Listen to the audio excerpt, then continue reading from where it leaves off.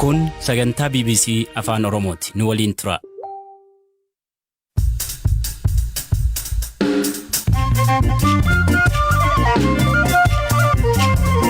Yooyaa malee yooyaa dhaggeeffattoota raadiyoo BBC Afaan Oromoo nu dhiyaadha bakka dhaggeeffachuu jirtan cufaatti sagantaan keenya am jalqaba. Magaalaa guddichi Uganda Kampaalatti dho'iinsi raawwatee namoonni jadu'an.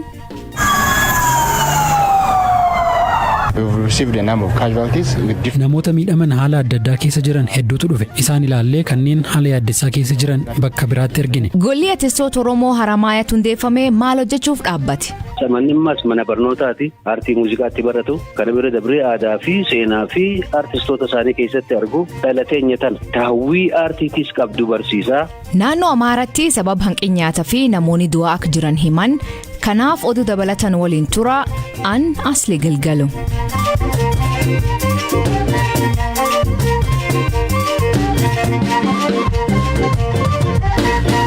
Dhaggeeffattoota oduutiin jalqabaanii jidduugal magaalaa guddittii Uganda Kampala keessatti dho'iinsi bakka garaagaraa lamaatti mudateen namoonni ajjeefamuu fi namoonni hedduun madaa'u poolisiin beeksise. Namoota ajjeefaman keessaa 3 warra dho'iinsi raawwate jedhu poolisiin beekaa Toomaa dabalataa qabu.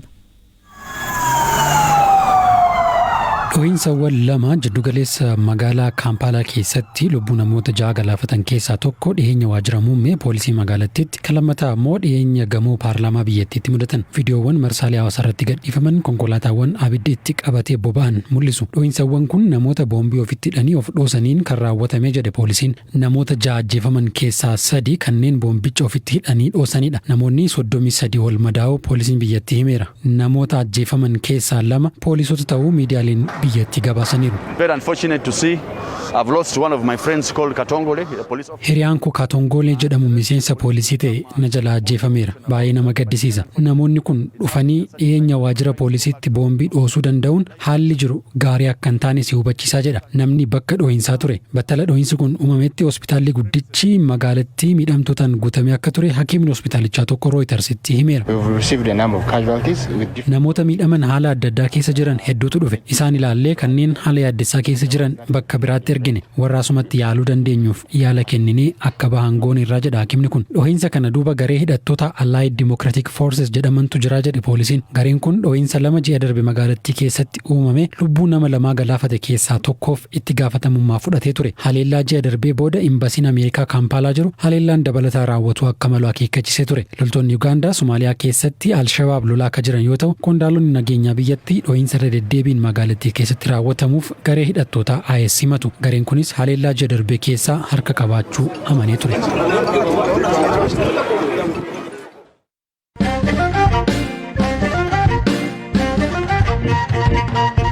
Manni murtii waliigal federaalaa Arraa Oliyyannoo Obbo Jawaar Mohaammed dabalatee namoonni 4 murtee dhimmi isaanii bakki isaan hin jirre ta'ee ilaalamu jedhu mormuun dhiyeeffatu dhageeffatee jalmurtii kennuu fi beellam qabate. Himatamtoonni 4 ajajni manneen murtii qaamsi raawwachiisuun kabajamaa hin jiru. Namoonni manni murtii bilisaan gadhiisee deebi'anii qabamaa jiru.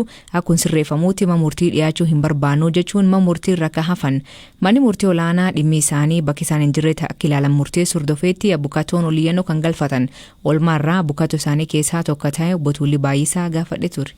Beellamni irraa manni murtii olaanaa bakka Jawaar faan jiretti namoota 4 jechuudha. Jawaar Mohaammed, Baqqalee Garbaa, Hamzaa Booranaa fi Dajanee Xaafaa bakka isaan jiretti ragaa dhageenyaa jedhee ajaja kennee ture. Nuti sana komannee mana murtii waliigala federaalaa Dhaddacha Oliyyannootti dhiyeessinee turre. Gama biraatiin ammoo abbaan alangaa dhaddacha banaatti ilaalamuu hin qabu. Dhaddacha cufaatti yookaan jarri kun golga keessa ta'anii ragoonni keenya jecha ragummaa kennuu ta'uu qabanii manni murtii olaanaa dhaddacha banaatti haa dhaga'aman kan jedhu dogoggora kan jedhu gama lamaaniin ol iyyatamee deemamee kana ture jechuudha. Sababiin har'a kanarratti komii gama keenyaa fi gama abbaa alangaatiin jiru dhaga'uudhaaf ture galmee 2 ture jechuudha. Manni murtii maal jedhe? Deebiin kennine komii dhaggeeffateeti galmee keessan qoradha jedhee sataasaa 24tti beellamee jira. Hayyee galatoom Obbo Tuulii. Fayyaa ta'e nagaa ta'e. Dabalataan komii ajajni manneen murtii qaamsi raawwachiisuun kabajamaa hin jiru jechuun himatamtoonni dhiyeessan ilaalame yaadni irratti kennamu gaafachuu Abukaatoonni BBC'tti himan.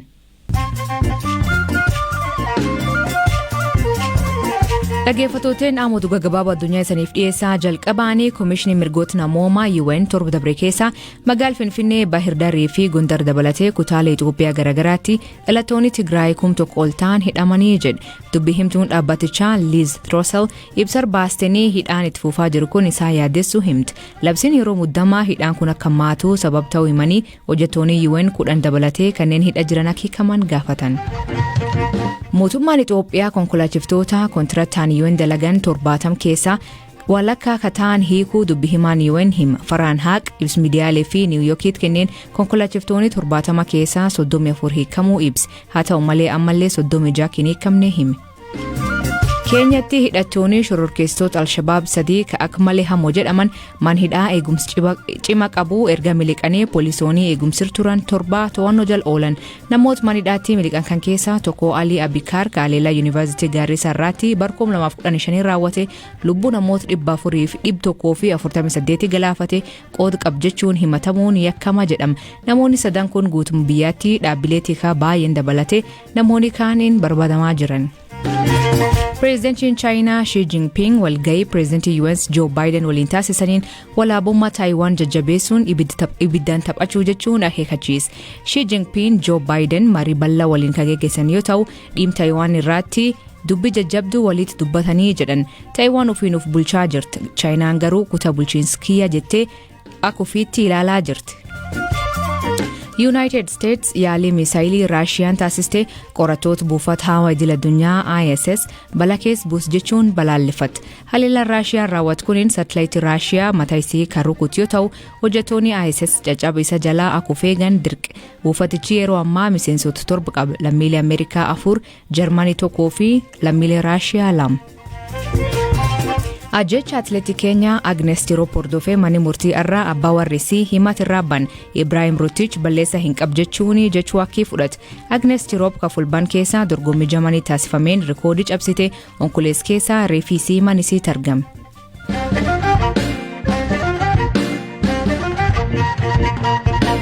Naannoo Amaaraa iddoowwan to'annoo finciltoota Tigraay jala jiran deeggarsi namoomaa dhaqqabaa waan hin jirree fi namoonni du'aa akka jiran naannichi hima.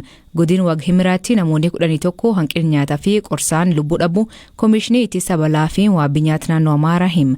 Dhaabbileen gargaarsa idil-addunyaa waliin marii godhamuullee gargaarsi argamee hin jiru jechuun dubbi himaa Koomishinichaa obbo Iyyaasuus Masfiin BBC'tti hima.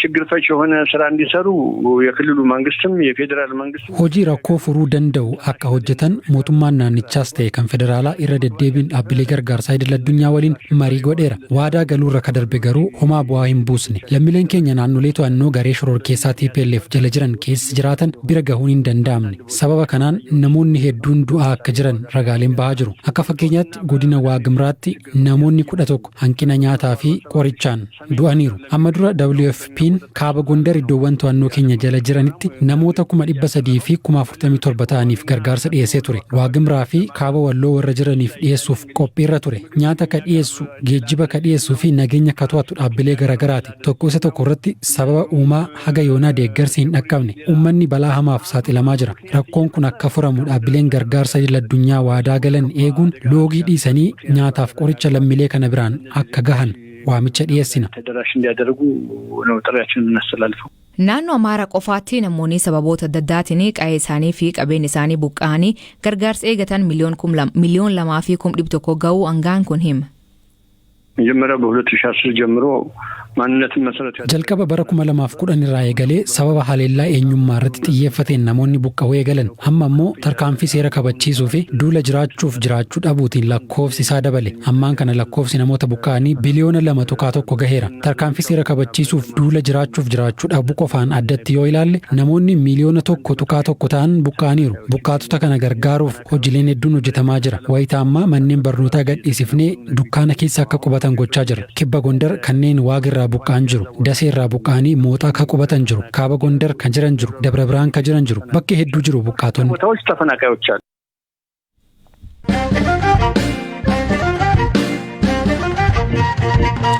Dhiyeenya kana artistiin Oromoo Elemoo Alii bakka dhaloota isaa magaalaa Haramaayaatti gola artistoota Oromoo hundeessuun eebbisan. Iddoo kanaatti suuraalee artistoota Oromoo fi seenan isaanii bakki argisiisan ta'uu artist Elemoon ibsa. Golli artistoota Oromoo maaliif ijaarame yaadni maalirra ka'ee ka jedhu akkanaan deebise. wanni dura ani sammuu xiyyaana jeeqee na rakkisaa ture akka nama tokkootti artistoonni Oromoo baay'een hojjetanii dirqama lammummaa tana bahuudhaaf lubbuu wareega kanneen kennan hedduudha. Kan jirullee jiranii haa ta'ummoo isaan kana akka namatti sabni yookaan Oromoon yookaan warri afaan Oromoo jaalatan marti osuma qalbii keessaa qabanii isaan kana yaadachuu dhabuun anaas waan na rakkise jecha gar tokkommee waama xiqqoo takka dalagu jechuudhaani gola gameeyyii artistoota Oromoo jechuudhaan iddoo xiqqoo takka bakkiniin hin qabu garuu gameeyyii warra afaan Oromootti hirmaatan mara jechuudha kanneen Oromoon ta'in illeetti dabalee yaadannoo haanu ta'uu artistoonni jiraniis akkatti gammadan Oromoon isaan kana beekulleen akkatti gammadu kana bira dabree immoo dhaltii Oromoota jirtu warri afaan kana jaalatan marti akkatti hirmaatanii laalanii ittiinis if bohaarsanii ittis yaadatanii irra deebi'anii if dhageeffatanii guddina afaan Oromoo kanaaf ammoo haftee yookaan dhaloota dhufuufillee bu'aa gaarii akka ta'u akka if bira dhaabbatan ifi isaaniitiif jaanii jechuudha. Namni if hin jaalanne namni afaan isaan jaalanne namni aadaa seenaa isaan jabeeffanne namallee ta'ee cimbahu haa ta'u immoo if jaalachuun dura waan guddaadha. An akka nama tokkotti if jaalannaan kan biraatis nan jaaladha jechuudha. Kanaaf wanni kun buta qabeessa waan ifattichi nama baasu waan dabree nama yaadachiisa lammata si bohaarsa sis gammachiisa gola waan deemtuufillee si hubachiisa jechuurraa waan kaneef qabee murteeffadhee asiin ga'e. Miidiyaa hawaasaa irratti kan argeetti gool kan keessa wanti jiru suuraalee artistoota Oromooti. Wanti biraa kan inni of keessa qabu maali?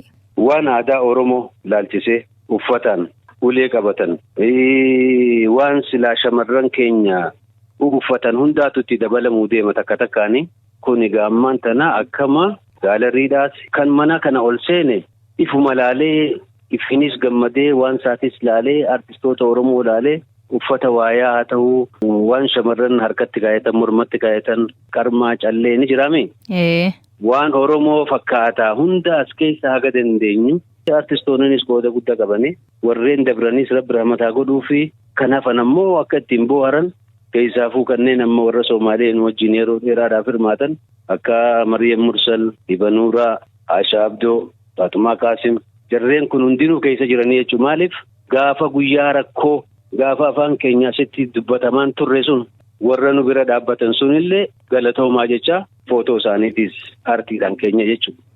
Namoonni hedduun faaya Oromoo aadaa Oromoo yoo agarsiisuu fedhan keessattuu yoo namoota biyya lafarra dhufan argisiisuu barbaadan bakkii silaa namaaf ta'u bakka jiddugaleessaa akka Finfinnee kan jedhan Haramaayaa maaf filattatin?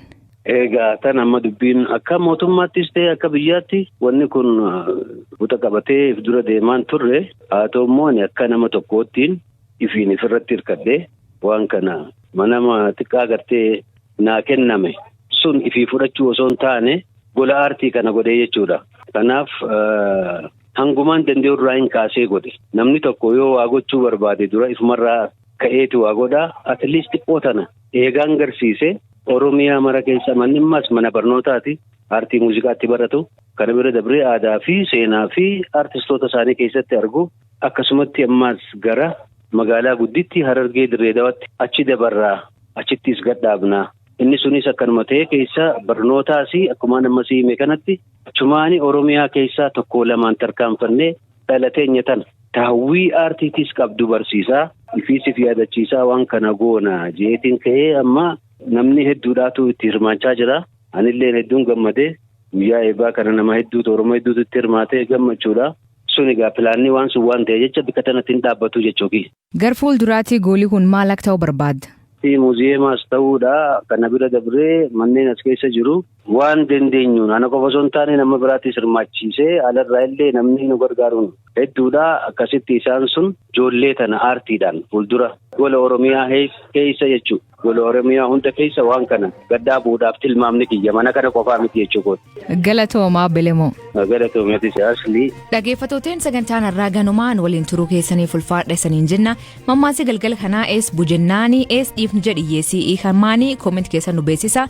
Sagantaa kan qophees beekaa Toomaa gam teknikaatiin Oskar Bunga keessaniif dhiyeessan Asli Galgalooti Agborii nagaa waaqa kee bulaa oraa bulaa deebanaa.